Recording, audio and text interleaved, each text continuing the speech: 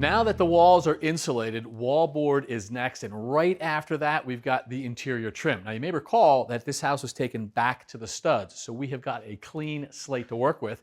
And to help us pick the period trim for this house, we're leaning on our architect, Dan Kopek. Dan, good to see you. Hey, Kevin. Great to see you. Yes, so this is a tough problem for a lot of people. Picking trim. I mean, there's so many choices. It is, and because, as you said, we didn't have any original profiles that were worth salvaging. Right. And this house had gone through a bunch of renovations over its time, and so there was inconsistency between rooms. A little bit of this, a little bit of that. Right. And so we're left with some rules of classical architecture that are going to give us some guidance. I'd love to hear the rules. So let's start with the baseboard, and we're dealing with a first floor that's 9-foot ceiling. Nice, tall spaces. Yeah, sure. Regardless of the height of your room, you want the baseboard to be about 7% of the height of the room.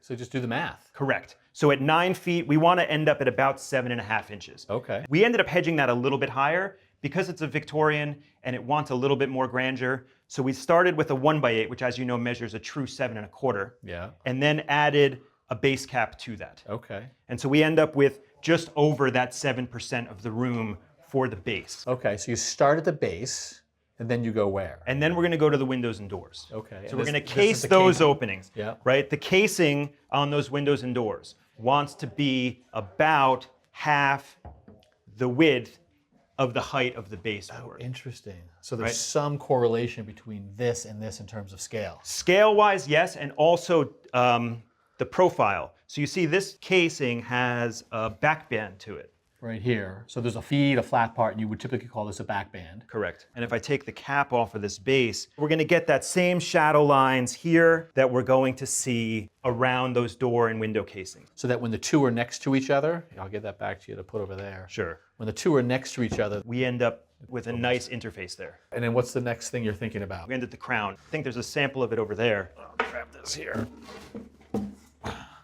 So walk me through these pieces. Sure. Crown molding is about terminating the wall. And so what we chose to do here is build this out of a couple pieces of trim.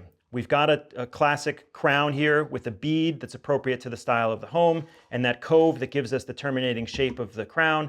But then we took a piece of baseboard and put it on its side. Gotcha. To get that extra shadow line on the ceiling. The third piece of this crown is the picture rail, so that you could hang a wire with a hook and display your artwork in the house. So I assume the homeowners absolutely love this. Absolutely. This is the 9-foot high ceilings, this is going to look amazing. It's a great way to terminate the wall. Unfortunately, it's also pretty expensive. Oh, so we're not going with this? No. No. Okay, so what are we going with? This is the piece of crown from that buildup. We decided that there was enough detail in this crown to just use the crown, right? We get that bead, we have the cove. It's gonna look terrific. It really terminates the wall nicely. This is real world, right? People have budgets. Right. And they have a wish list, and then they have a reality. So they end up with this. That's always a really important part of the job, Okay. right? To recognize that there is a budget. So I'm looking at a second casing option right there. Sure, this profile is a little different, but I think it's helpful for us to see that traditionally, these window and door casings likely would have also been built up. You would have had flat casing with the bead cut in. So flat stock here, this is cut in, could have been applied, but you're thinking most likely just cut into this piece. Correct. Yeah. And then to get that heft, you'd have a back band applied separately.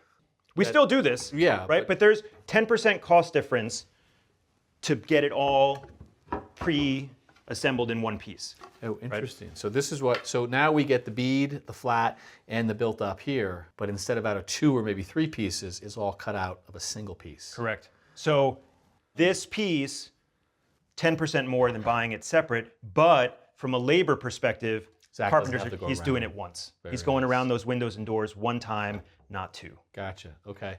So if you can come to a place like this and they can make 2 pieces into 1. Right. I know you're thinking about this, well, right? Why not why not 3 pieces turned into 1 piece of base? A couple things. First, this piece of 1x8 is simple for the carpenters to go and install around the room. Mm-hmm. And even though we've put new wood floors throughout the home, there's going to be some deviation in that floor. That's very unforgiving. Very unforgiving. And so the shoe is going to help us take up that deviation.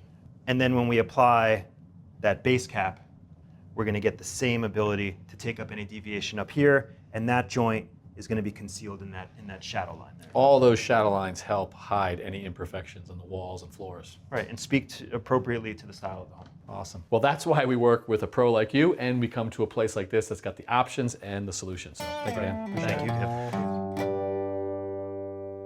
Thanks for watching. This Old House has got a video for just about every home improvement project, so be sure to check out the others. And if you like what you see, click on the subscribe button to make sure that you get our newest videos right in your feed.